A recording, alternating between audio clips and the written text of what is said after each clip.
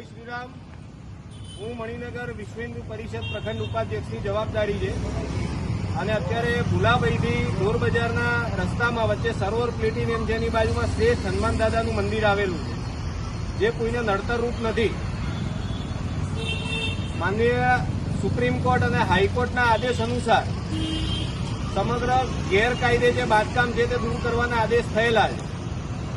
તે અંતર્ગત માત્ર અમદાવાદ મ્યુનિસિપલ કોર્પોરેશન દ્વારા મનસ્વી વલણ ચલાવીને ધર્મ આધારિત બાંધકામો દૂર કરવામાં આવે છે, તો એ લોકોને બીજા કોઈ બિલ્ડરો કે પોતાના વ્યક્તિગત સ્વાર્થ સાથે સંકળાયેલા બાંધકામો દૂર કરવામાં કોનો ડર લાગે છે.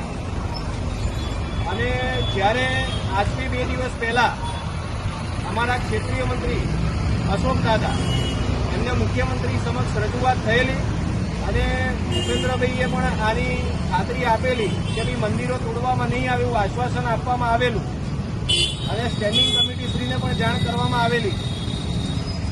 એ પછી પણ ગઈકાલે અને આજે લગભગ 101 મંદિરોની અંદર નોટિસો ચોંટાડવામાં આવી છે. તો શું એ મુખ્યમંત્રી અને સ્ટેન્ડિંગ કમિટીના ચેરમેનના આદેશ વગર કરવામાં આવેલું છે? અને જો તેમને આના માટેની સખ્ત સૂચના આપવામાં આવી હોય તો આ સ્ટેશનરીનો ખર્ચો જે પ્રજાની પરસેવાની કમાણીથી કોર્પોરેશનની તિજોરી ભરાઈ છે એ શેના માટે વેડફવામાં આવે છે? તે કયા કોન્ટ્રાક્ટરોને વ્યક્તિગત લાભ સારું માટે કરવામાં આવે છે? તેનો જવાબ અમને અમદાવાદ મ્યુનિસિપલ કોર્પોરેશન આપે. આગામી સમયમાં જો કદાચ મ્યુનિસિપલ કોર્પોરેશન આ તમામ ધાર્મિક મંદિરો અથવા ધાર્મિક કોઈપણ ધર્મની લાગણી દુભાય તેવા કાર્યો કરશે તો તેના અનુસંધાને વિશ્વ હિન્દુ પરિષદ અથવા બજરંગ દળ શું કાર્યવાહી આગળ કરવા માંગે છે? વિશ્વ હિન્દુ પરિષદ અને બજરંગ દળનો સ્પષ્ટ નિર્ણય છે, જે અગાઉ પણ હળવાદનગરના વિષય વખતે પણ અમારા પ્રાંતના વિશેષ સંપર્ક પ્રમુખ દક્ષેશભાઈએ પણ જણાવેલું હતું કે આની ગંભીર પરિણામ સરકારે ભોગવવાની તૈયારી રાખવી પડશે. એક પણ મંદિરની એક પણ ઈંટ જો હટાવવામાં આવી છે તો એની સામે ઉગ્ર આંદોલન અને ઉગ્ર કાર્યક્રમો વિશ્વ હિન્દુ પરિષદ અને બજરંગ દળ આપવાના છે, જેની તૈયારી સરકારે રાખવી પડશે. અમે જરૂર જણાય જેલ ભરો આંદોલન કરવાના પણ છે, એના માટે પણ અમે તૈયાર છીએ. જય જય શ્રી રામ.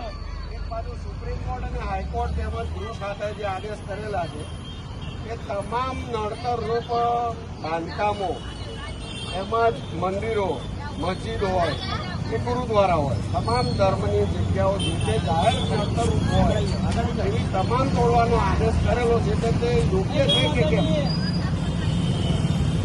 સુપ્રીમ કોર્ટ અને ગુજરાત હાઈકોર્ટે જે આદેશ કર્યા છે અને અમદાવાદ મ્યુનિસિપલ કોર્પોરેશન તંત્ર દ્વારા જે લગભગ 275 કે 78 મંદિરોનું લિસ્ટ બનાવવામાં આવ્યું છે, તે પૈકી માત્ર 10-15 મંદિરો એવા હશે કે જે રસ્તાની વચ્ચે હશે અને એને પણ સ્થળાંતરિત કરવાની અમે બાંહેધરી આપેલી કે જો પ્રજાને અને ટ્રાફિકને સમસ્યારૂપ હશે તો અમે એને બીજી જગ્યાએ સ્થળાંતરિત કરશું. પણ જે મંદિરો પહેલેથી જ સાઈડમાં ફૂટપાથ ઉપર છે એને હટાવવા માટેની શા માટે નોટિસ આપવામાં આવી છે?